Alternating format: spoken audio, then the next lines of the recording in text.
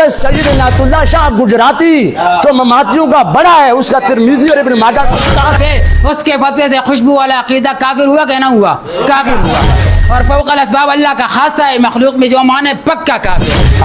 اگر قبر سے زندہ مردہ سارے جمع ہو جائے دعویٰ لکھ سکتے بھی نہیں. بسم اللہ الرحمن الرحیم. سب سے پہلے انہوں نے سما موتا سے عبارت پیش کی ہے. امام اہل سنت مولانا سرفراز خان صفدر نور اللہ عمر قدم، ان میں 221 کی جو عبارت ہے توجہ کریں.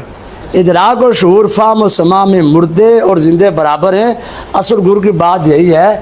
تو ہم نے کب کہا کہ زندے بھی دور سے سنتے ہیں مردے بھی دور سے سنتے ہیں؟ ہم نے جس طرح زندہ دور سے نہیں سنتا تو مردہ بھی دور سے نہیں سنتا. یہ مسئلہ خود ہی حل ہو گیا. باقی آپ کو پتہ ہونا چاہیے صبر صبر صبر صبر. آپ لا تقربوا الصلاۃ نہیں پڑھتے، یہی سماع موتا ہے، یہی سماع موتا ہے. وہ میں نے آپ کی کتاب سے پڑھا ابھی، اس میں دیکھیں امام اہل سنت رحمہ اللہ نے مولانا شاہ محمد حسین نیروی کی عبارت نقل کرنے کے بعد تبصرہ فرمایا. نیروی شاہ صاحب کیا فرماتے ہیں کہ اس مسئلہ میں صحابہ کرام ام المومنین کے ساتھ ہو گئے اور عدم سماع موتا پر تمام صحابہ کا اجماع ہو گیا. یہ نیروی شاہ صاحب کا دعویٰ ہے جو قیامت کی صبح تک نیروی صاحب سے پہلے کوئی بندہ پیش نہیں کر سکتے. اس پر اجماع. اگلی بات سنیں، امام صاحب لکھتے ہیں، حضرت امام اہل سنت لکھتے ہیں مؤلف مذکور نے حضرات صحابہ کے مسئلہ عدم سماع موتا پر اجماع کا جو دعویٰ کیا ہے یہ سراسر جھوٹ اور خالص افتراء اور نرا بہتان ہے. جواب اگلی بات کا سنیں. حضرات صحابہ کرام سے لے کر تا ہنوز اس مسئلہ میں اختلاف چلا آ رہا ہے، کوئی فتویٰ کسی پہ نہیں لگایا. اس میں کس میں کہا کہ جو یہ عبارت آپ پیش نہیں کر سکتے کہ جو عدم سماع موتا کا منکر ہے وہ کافر ہے. نہیں صبر. یہ انہوں نے کتاب ان کی ہے جی لطائف رشیدیہ مجدد وقت حضرت گنگوئی رحمۃ اللہ علیہ جو مولانا نانوتوی کے کلاس فیلو تھے. انہوں نے کیا لکھا ہے، کسی نے سوال پوچھا تو جواب لکھ رہے ہیں. اصل میں پوری بات مماتی حضرات پڑھے نا مسئلہ حل ہو جاتا ہے. مماتی پڑھتے ہیں دوری بات ہے تو مسئلہ خراب ہو جاتا ہے. اب دیکھیں جی سوال پوچھا گیا جواب دیا ہے.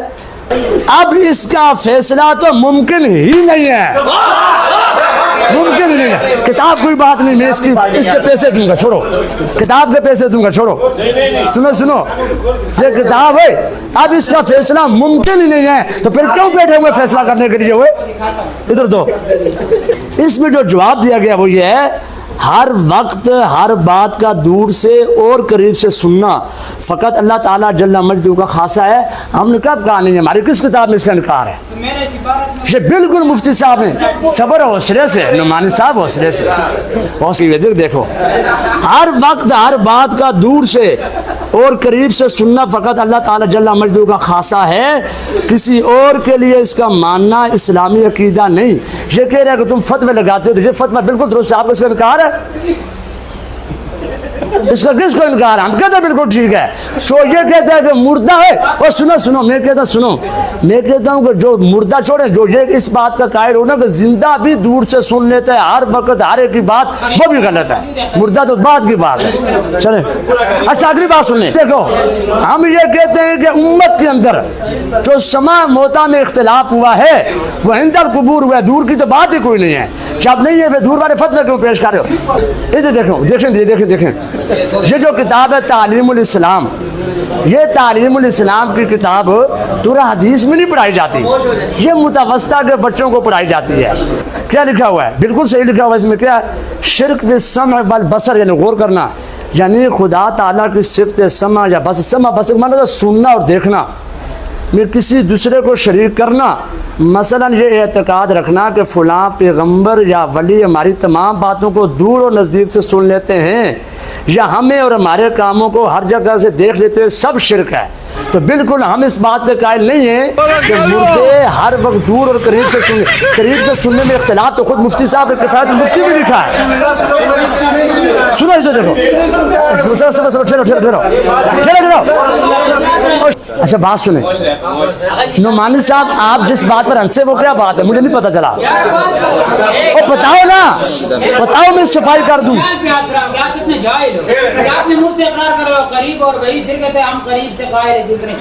تم ٹھیک ہے ادھر دیکھو بات سنو یار، بات سنو. مولانا نعمانی صاحب نے جو حوالے دیے دو حوالے رہ گئے.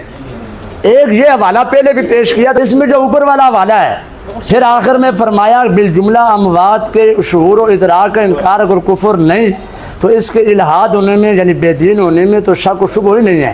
تو یہ میں نے پہلے بھی کہا، آپ بھی کہتا ہوں، یہ عبارت شاہ عبدالعزیز صاحب رحمۃ اللہ علیہ کی ہے. اگر غور کریں نا بندہ ٹھنڈا دماغ سے، جواب یہاں موجود ہے. دیکھیں فائدہ اس سے معلوم ہوا کہ حافظ ابن تیمیہ سما موتا کے مسئلے کو ضروریات دین کے مسائل میں شمار کرتے ہیں. ابن تیمیہ کرتے ہیں، یہ نہیں کہہ رہے کہ اہل سنت کرتے ہیں یا علماء دیوبند کرتے ہیں. آگے سنو، آخری حوالہ نعمانی صاحب کی، ادھر دیکھو، نعمانی صاحب نے حوالہ دیا ہے. یہ کتاب ہے مولانا نور محمد تونسوی قادری صاحب کی رحمۃ اللہ علیہ. اسلام کی پوری 1400 سالہ تاریخ میں کسی ایک سنی عالم نے حضرات انبیاء کرام علیہ السلام کے سماع کا انکار نہیں کیا. بس انبیاء کرام کا سماع ایک اجماعی عقیدہ ہے جس پر ایمان لانا ضروری ہے. اس کے بغیر آدمی اہل سنت والجماعت کے لوانے کا حقدار نہیں ہے، کیونکہ اجماع امت کا انکار کم از کم گمراہی تو ضرور ہے. یہ بھی سنو، یہ مفتی کوئی عبد بالاکوٹی کا چاچو نہیں تھا، یہ سید عنایت اللہ شاہ گجراتی جو مماتیوں کا بڑا ہے، اس کا ترمذی اور ابن ماجہ کا استاد تھا.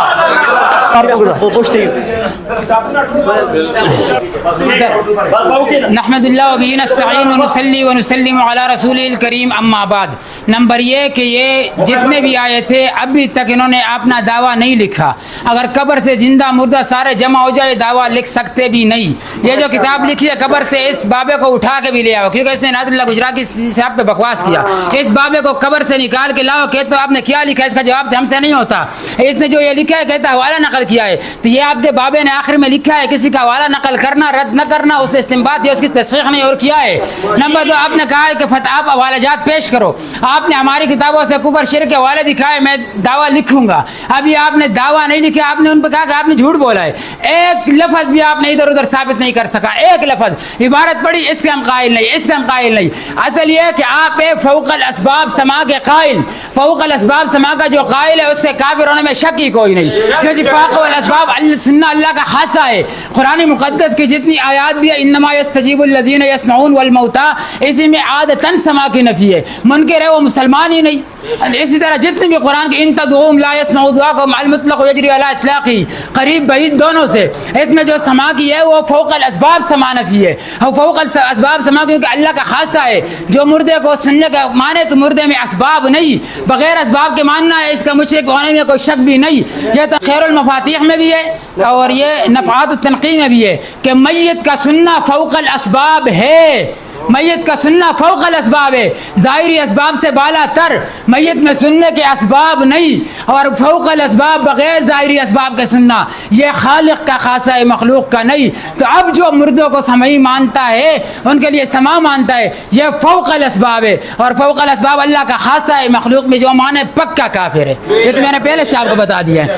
اسی پر فتاوی جو محمودیہ کا حوالہ تھا وہ بھی اسی پر تھا. یہ جو دور قریب ہے، اس سے بھی مراد فوق الاسباب ہے کہ جو فوق الاسباب سننے کا قائل ہے. مفتی محمود صاحب بھی کہتا ہے کافر ہے، مولانا کفایت اللہ صاحب بھی کہتا ہے کافر ہے، فتاوی رشیدیہ والے بھی کہتے ہیں کہ نسختی کا منکر ہے. اور مولانا سرفراز خان صفدر صاحب وہ جو احسن الکلام میں اس نے لکھا ہے کہ یہ جو ارواح وغیرہ یہ اوپر ہے نیچے نہیں. تو اب جو سما کا جس نے یہ قول کیا کہ صرف ارواح سنتی ہے، اس کے فتوے سے بھی پھر آپ کافر ہو.